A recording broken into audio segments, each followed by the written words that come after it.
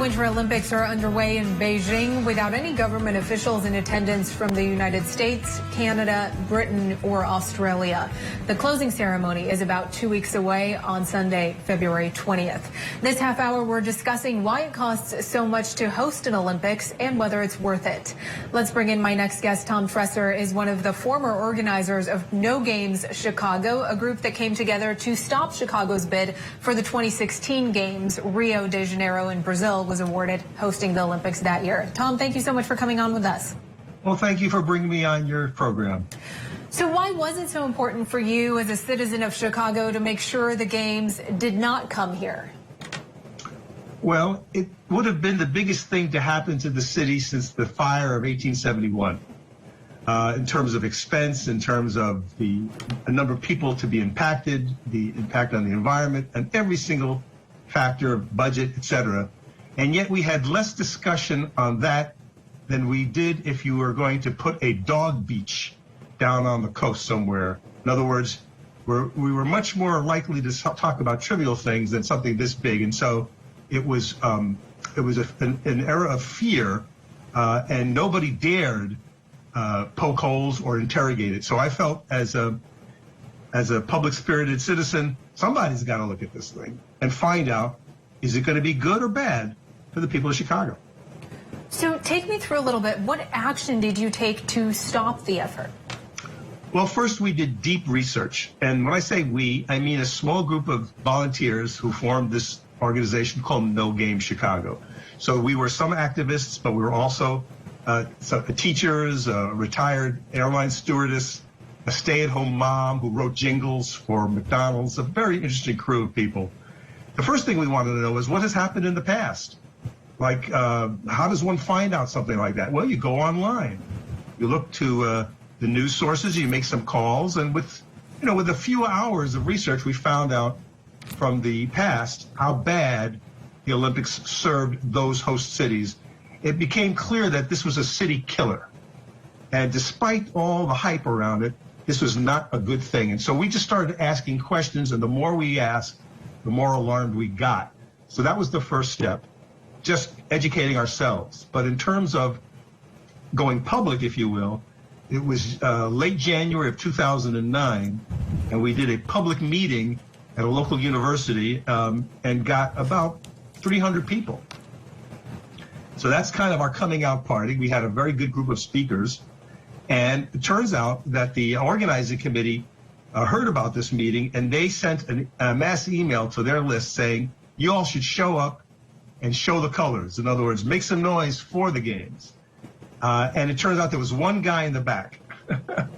So we exposed that email and made that part of the press event to embarrass them. And so that was the launch with a public meeting in late January of 2009. You just mentioned that it was a city killer. How did you come to that conclusion? What specifically made you think of it as a city killer?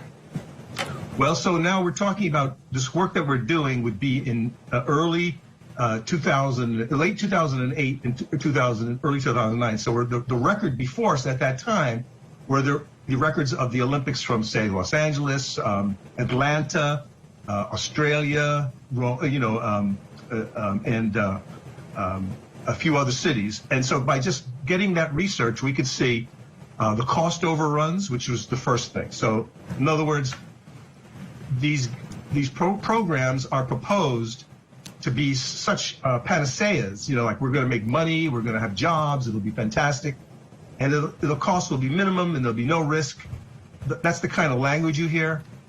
But we already had the research that said the games go over budget all the time and bring a host of other issues. So, for example, in Atlanta from 1996, there were massive civil rights abuses where thousands of arrest warrants were written up with the pre-printed designation African-American male because they needed to sweep anybody out of the city or out of the area that would pose a threat or a seeming threat.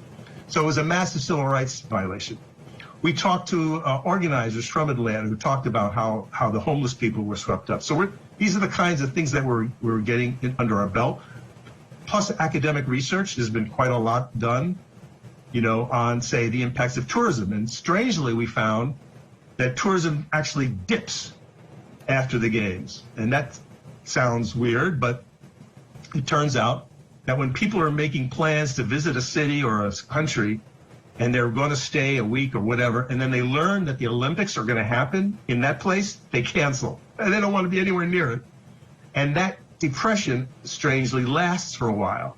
So these are the kinds of things we were learning. The cutting of forests and the destruction of the environment, the carbon footprint, these are all things that were in the literature. And we started to put all that together and try to understand how it would be for Chicago.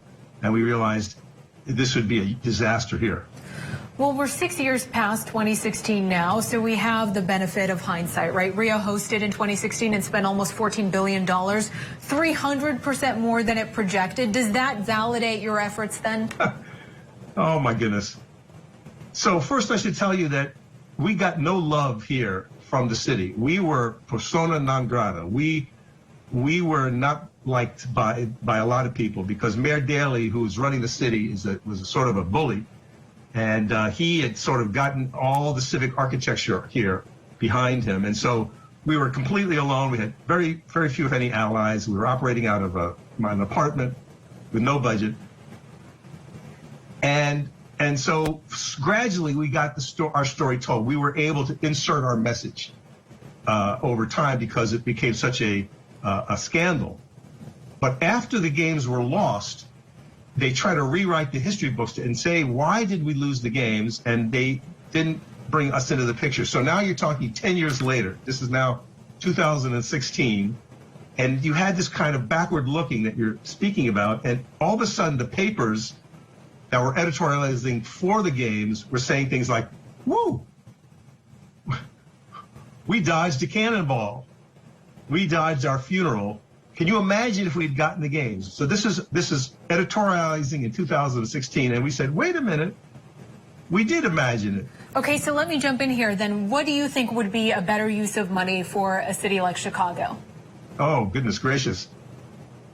We have an epidemic of, well, we have a pandemic that's killing black people 3 to 4 to 1 over whites. So we have poor public health services in disadvantaged in communities of color.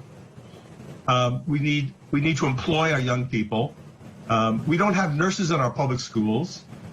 Our public schools are overcrowded and dirty. So, you know, take a number, pick something. Employment of young people, say for the summer, we could probably put a couple 100,000 of them to work. We'd like to buy back all the homes that are underwater. Chicago has the most homes underwater of any city in America. We should just get them off the market and give them to the people who used to own them. I mean, those are the kinds of things that we at the Civic Lab, which is the small nonprofit I cooperate with, those are the kinds of things that we think public dollars should be used for, not to enrich the few, because that's what the Olympics is. It's a giant scam that puts money into the pockets of a few connected people. Okay, Tom Tresser, we got to leave it there. Thank you so much for coming on The Y. Thank you so much.